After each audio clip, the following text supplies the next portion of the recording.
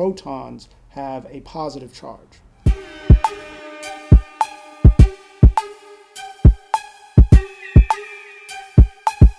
Lewis was a scientist who helps us understand the structure of atoms and molecular bonds.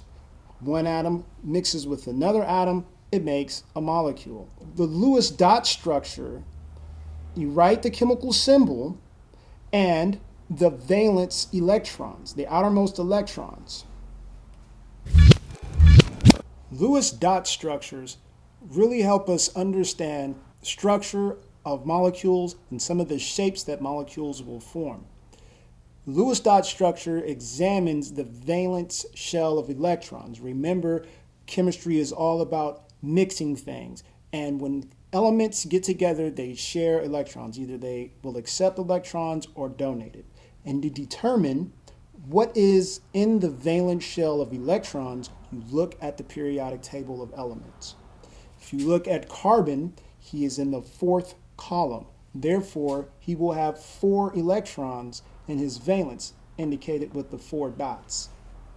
Nitrogen is in the 5th column. Therefore, it will have 5 electrons in its valence.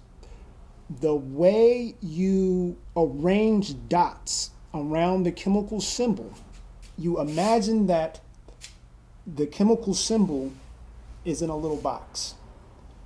And going counterclockwise, I'm going to add a dot on each side of that imaginary 4-corner box until I have enough electrons that agree with its valence.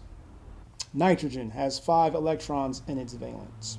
Oxygen has 6 valence. Let's see what oxygen looks like. Doing 1 electron at a time, 4, 5, 6. Electronegativity are an element's ability to attract electrons. If you remember, our funny little word to help us remember is Funkel. Fluorine, oxygen, nitrogen, chlorine. Fluorine is the most electronegative species on the chart. And this is a Greek letter, it's a lowercase delta with a negative sign that indicates the direction of electronegativity.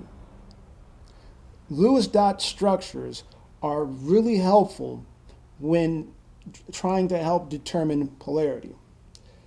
Let's play around with some more Lewis dot structures. If I've got hydrogen, his valence only has 1 electron.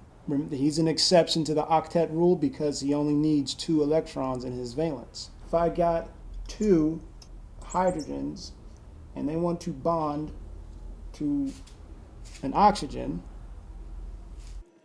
we represent a covalent bond. A covalent bond is when elements share the electrons with a straight line. When looking at a Lewis dot structure, the line between the H and O represents sharing 2 electrons. And you want to consider the octet rule.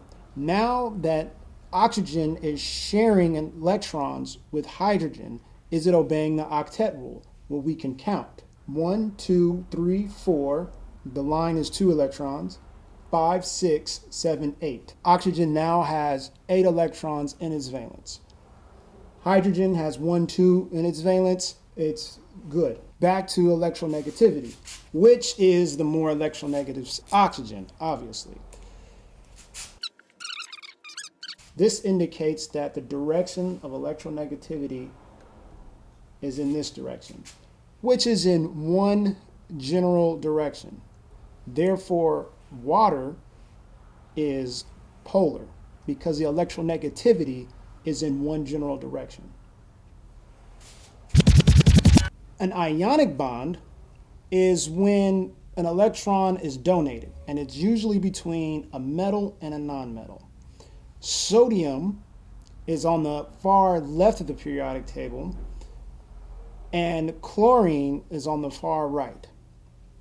Species on the far right of the periodic table elements tend to have a more negative charge, while all the electronegative species are on that side.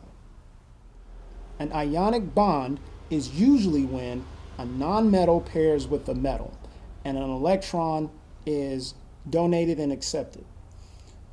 Sodium on the far left of the table combines with chlorine on the far right of the table to make an ionic bond. And what happens is the one electron in sodium is donated to chlorine. Sodium chloride's table salt will look like this.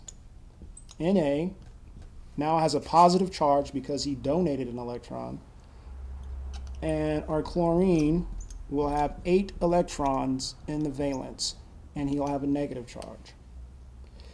If we were to draw an arrow of electronegativity, chlorine is our more electronegative species. Why is the polarity of molecules important? Applying this knowledge before you go into the laboratory, you can predict if one substance will dissolve in the other. And the basic rule is polar compounds dissolve polar compounds. Like dissolve like. If you put table salt in water and stir it up, it will dissolve. Water is polar and sodium chloride, salt, is polar. Therefore, they will dissolve. Oil, or fat, is a non-polar compound. If you put oil into water, it won't dissolve. We'll take a look at some more examples.